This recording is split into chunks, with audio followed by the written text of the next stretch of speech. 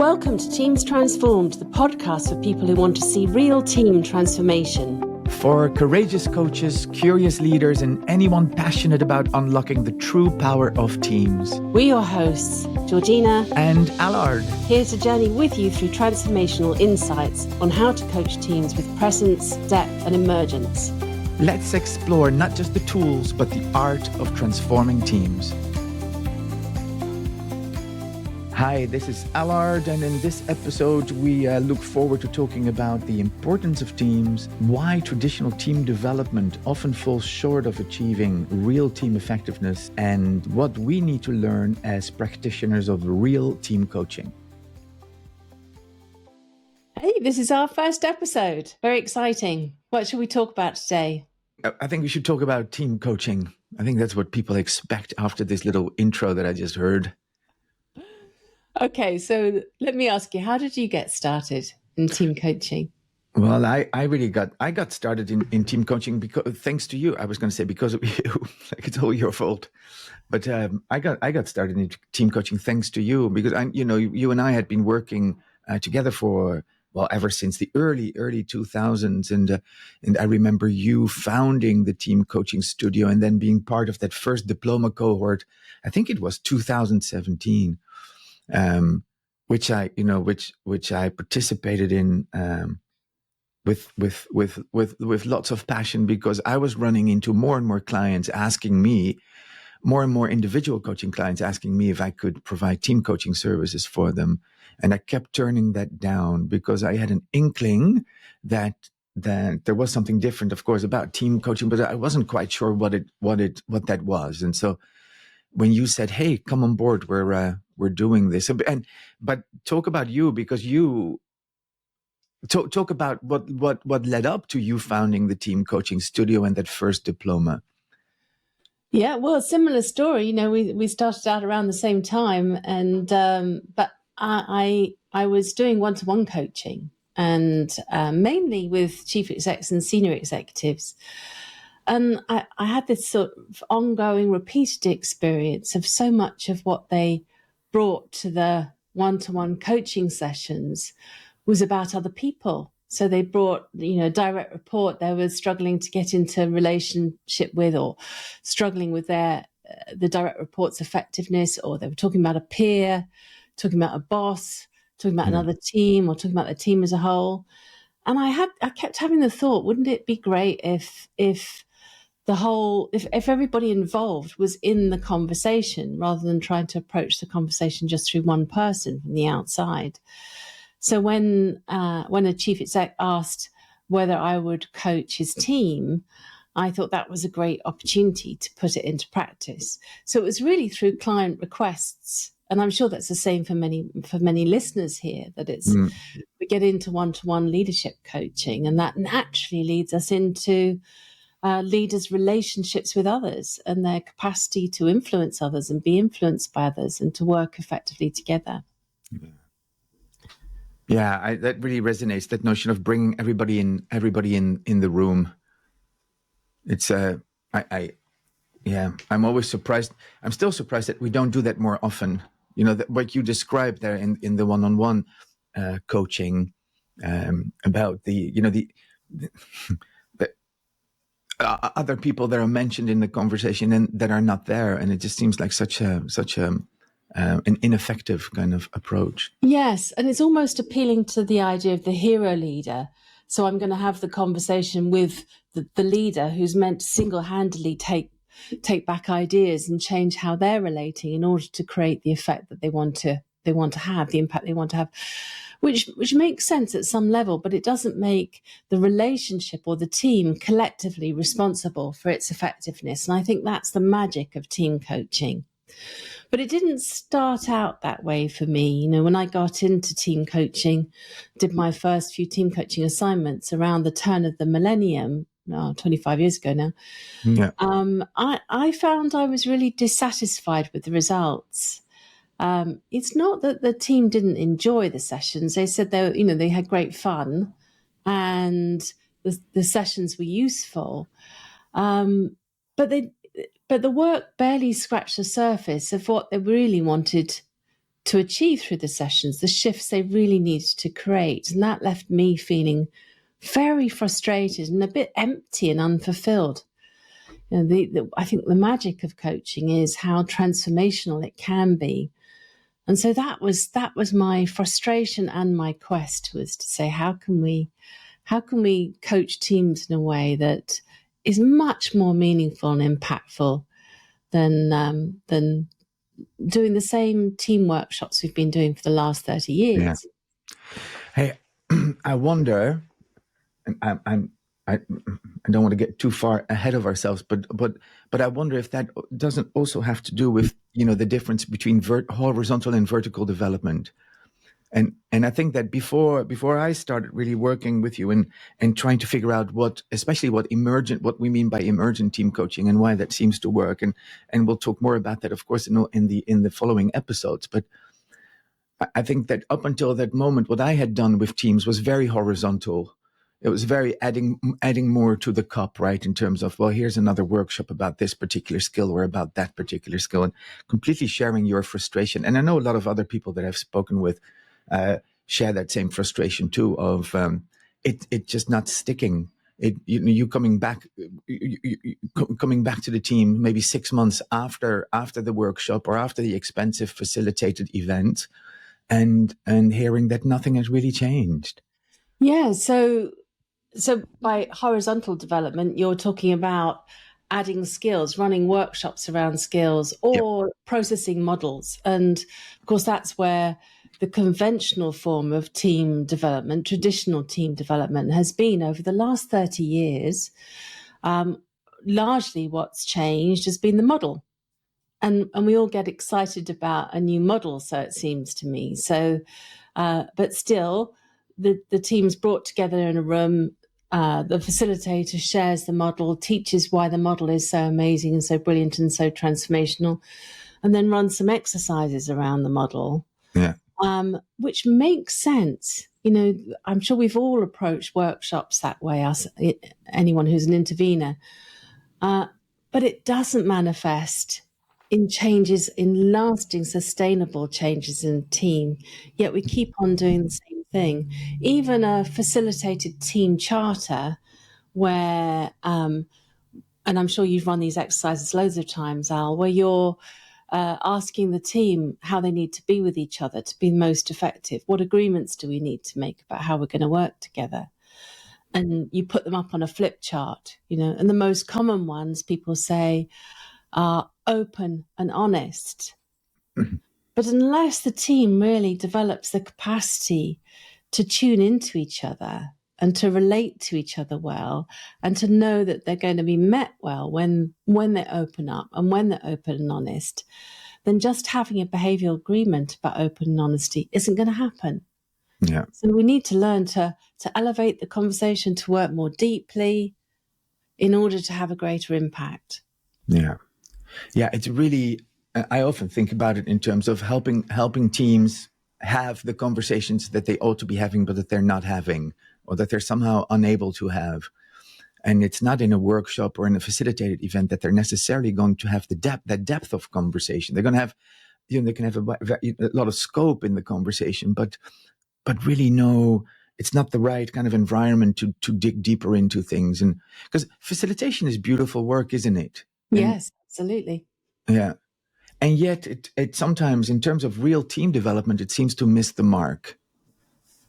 In developing team effectiveness. I think what facilitation does really well, it helps groups of people working together achieve certain objectives, right? Instrumental outcomes that are stipulated and that are contracted around and that are ultimately delivered if the work is successful.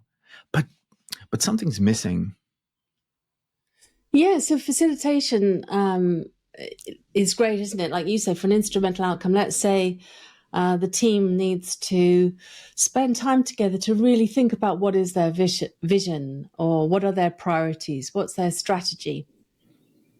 Then it's incredibly helpful to have a facilitator in the room, because the facilitator is managing the process so that the team can be in the content of the conversation. And wow, that's an amazing feeling to get that vision clarified, that decision made.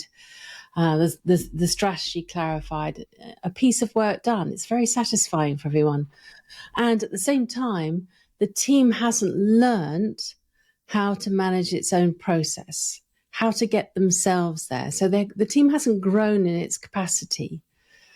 So the horizontal work, it's got more work done. It's cleared through a task, and the facilitator has enabled that.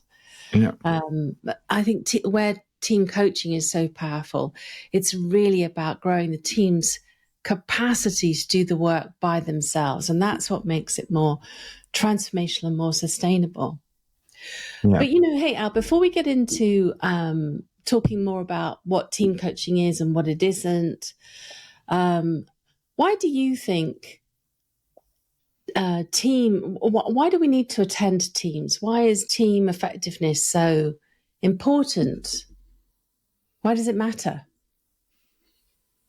Well, if you, I'm going to state the obvious, I'm afraid, but most of the work that we do in organizations is done in teams. Very little work of real value is done by one individual in isolation.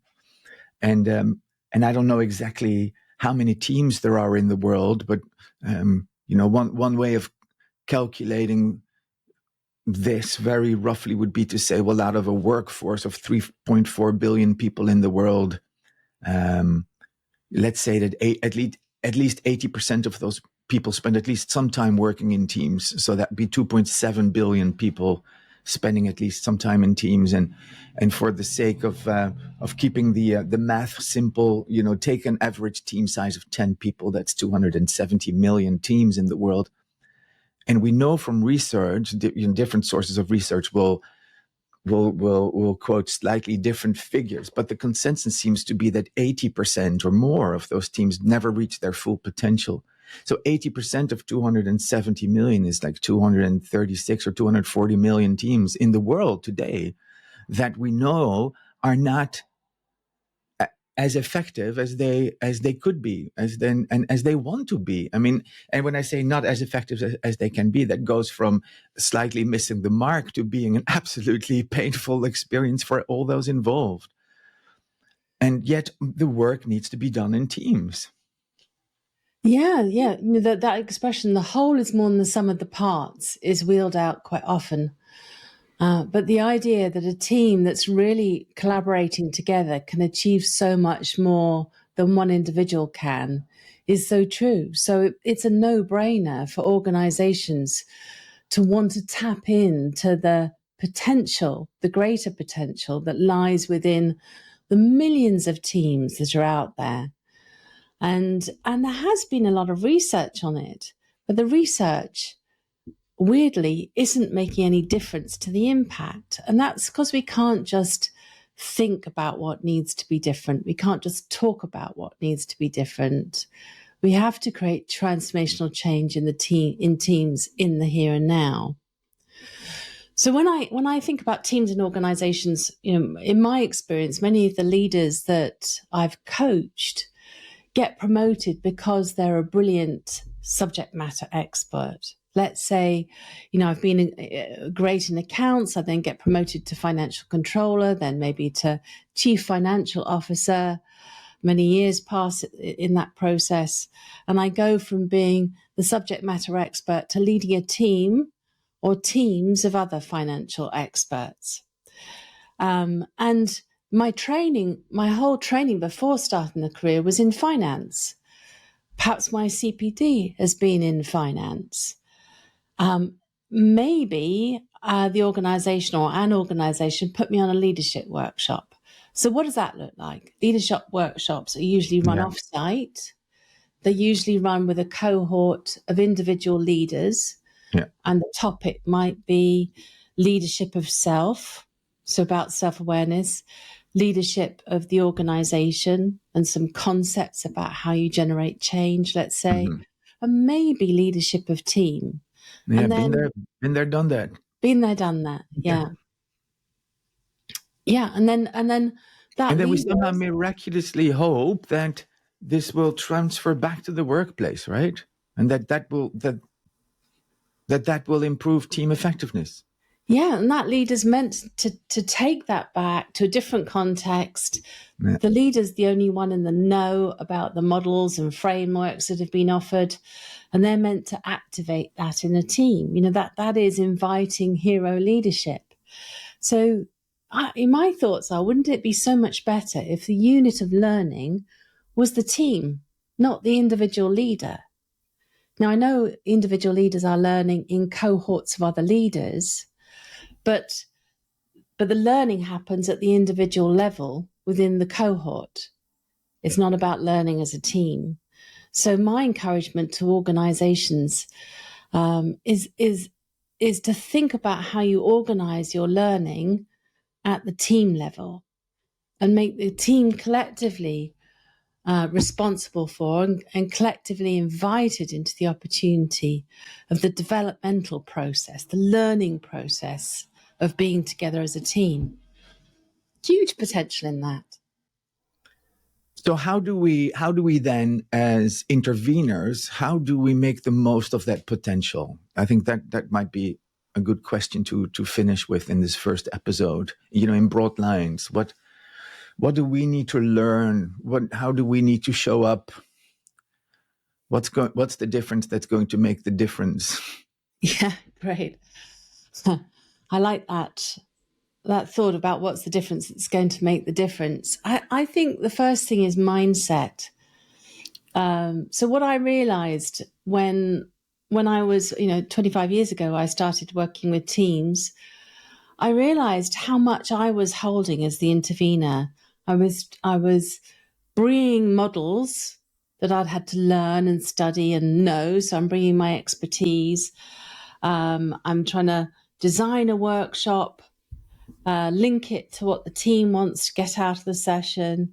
I'm trying to manage the session and facilitate it in a way that's energizing and captures stuff. I'm doing a lot of the work. And what I hadn't realized at the time was in doing that, I was actually inviting the team into a much more passive role. So the team members were showing up with a mindset of, this should be fun and you should entertain me. So my role became an entertainer. There's nothing wrong with that. Yes. In a sense of, it's great for teams to bond and have some fun together. It certainly helps. But we need to go beyond that. So that's one thing for me that we need to learn. What's one thing for you? What's one of the biggest things for you? As I was listening to you, I think what came to my mind is the need to let go of a clear roadmap. To let go of some of the structure that we're used to bringing to training or facilitation kind of work.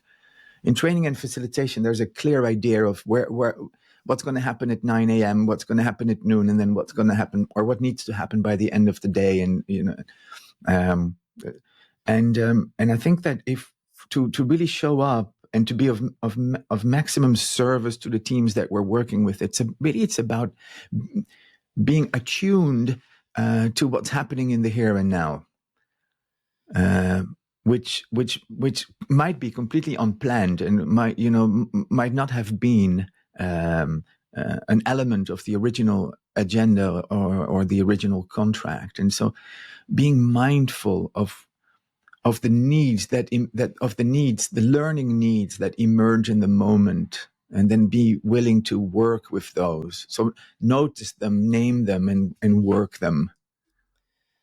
Yeah, so the classic team development would be, even if it's spread over time, would be let's create away days. And in those away days, we'd probably have pre-designed workshops with exercises that we know how long the time's going to take. We can create a facilitator guide. Our focus is on content or theory or models, and our focus is on what exercises are we going to do to fill that time. Yeah. So our role really becomes around elegant time structuring. And what I'm hearing you say is we need to shift our attention into allowing what needs to emerge, into creating spaces where what's needing to be discovered can emerge. Yeah. So I'm thinking, why is that different? Why can't we get that from a facilitated exercise? And I suppose, I've just come back from 2 days team coaching.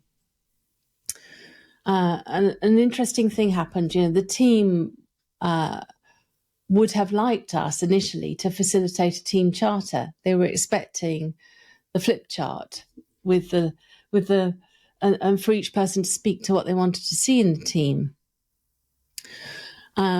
They realised by the end of the team coaching session that if they'd done that, they would have wheeled out the same old things they wheel out everywhere. But that wouldn't have shifted how they were showing up to each other, because it would have been a list of behaviours that they would have struggled to hold themselves to. The reasons often people don't behave the way we aspire to behave in a team isn't always because they don't understand the behaviour. It's something deeper running than that. So, for example, if there's a team with a very strong parent-child thing going on, and what you notice is everyone's looking at the leader for answers and looking to see if they're pleasing the leader, looking to see what the leader thinks and wants, because they're putting the leader in that parent position, then even though I've said, I've committed to a team behavior of openness and honesty, I'm unlikely to be fully honest about what I think or feel, especially if I'm frustrated with the leader, because I'm not pleasing that leader. Yeah. So we've got to go beyond behaviors and just talking about behaviors. That's a real choice point. Absolutely. A real choice point. Yeah. Yeah. Because that's where the real world all of a sudden crosses your path. Where the reality happens. And we can't know that until we're in the room or until we enter the field, as you and I talk about. We can't know that. We can't know what's really there, what it feels like to be in this team, what tensions are there, what excitement or energy is there, where the team is interrupting its natural flow in its ways of working. We can't know that until we really encounter the team. Yeah. So what's another thing that coaches need to learn? Well, I'm not sure if it's another thing, because I think you briefly mentioned it, at the beginning of the conversation today, where we talked about the difference between facilitation and team coaching, and you drew a distinction, rightfully so, between content and process, and so I think that when we're team coaching, let me back up. So when we say content and process, what we mean is the difference between what the team is talking about or what they need to be talking about. So the words that they use, the content of the conversation, so to speak. And by process, we mean how they're having the conversation, right? How are they relating to each other as they're talking about whatever it is that they're talking about. So it's the what and the how. And so I think when we do more team coaching work, we become more interested in the how. We become more interested in the process, right? Because you start to understand that real learning is not going to come necessarily from changing the subject matter or using different words, but really about the relational patterns and the team dynamics. And that's easier said than done sometimes, because especially I'm speaking for myself now, I've got such a curious mind, and I have a real tendency sometimes to get drawn into the content of the conversation, because I'm sitting there going, "Oh my God, this is fascinating. Say more about that." But it's not necessarily say more about that. It's like, I wonder why you said it this way or that way, and I wonder how your teammate just received that, and how your teammate might be holding back something that they're not saying. So. Yeah, so that's a long-winded way of saying it's process over content. I love that, and I think that's one of the most significant shifts that early days team coaches need to make. When we get in and start practicing, and in our training programs, often we notice especially if people have trained as coaches and been working as one-to-one coaches for a while, they're incredibly good at tracking the content and have real skill in that and can summarize back what team members have said. And that at times can be very helpful. So one of the learnings is to shift our awareness to process, and also to shift team members' awareness to process. Through simple things like sharing an observation or asking a question. What do you notice about how you've been working together? How is it feeling as you're working together in this moment? So it's shifting our collective attention to how we're being together, and that creates more support for learning and growth, more support for changing a dynamic, for shifting a dynamic. And I know we're almost out of time, but there's one thing that I would like to add, which is a willingness to let go of tools.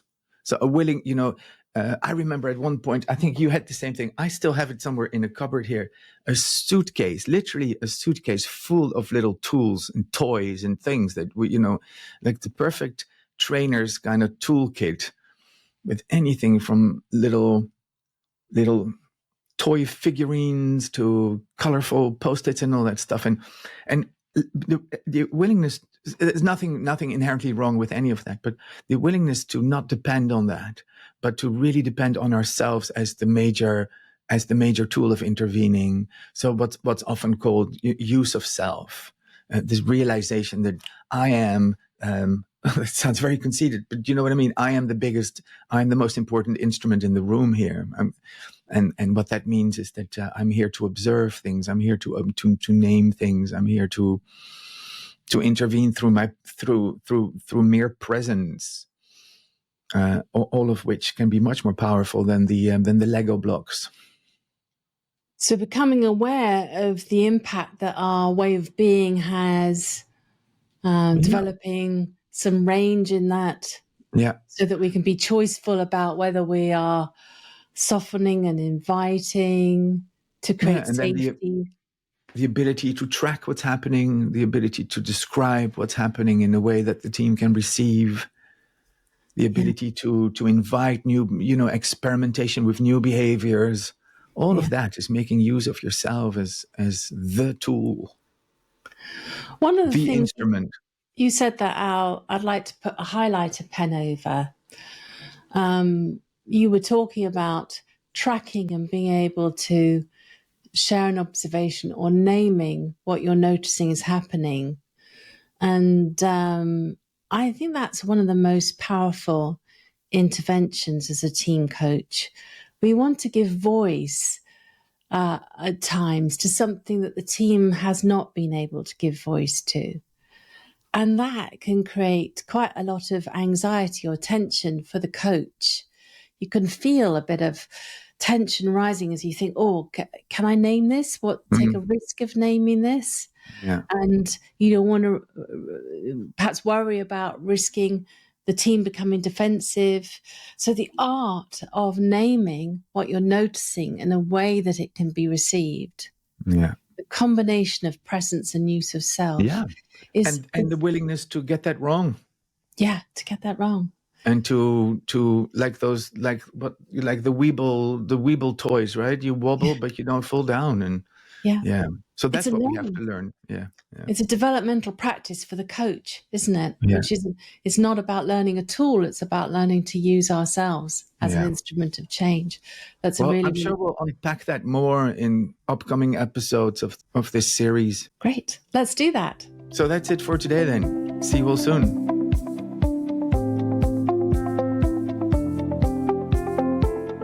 Thanks for joining today's journey of Teams Transformed.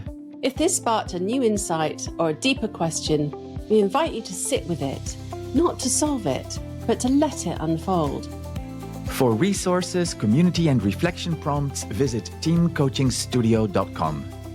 Until the next time, stay present, stay curious, and keep leaning into the art of emergence.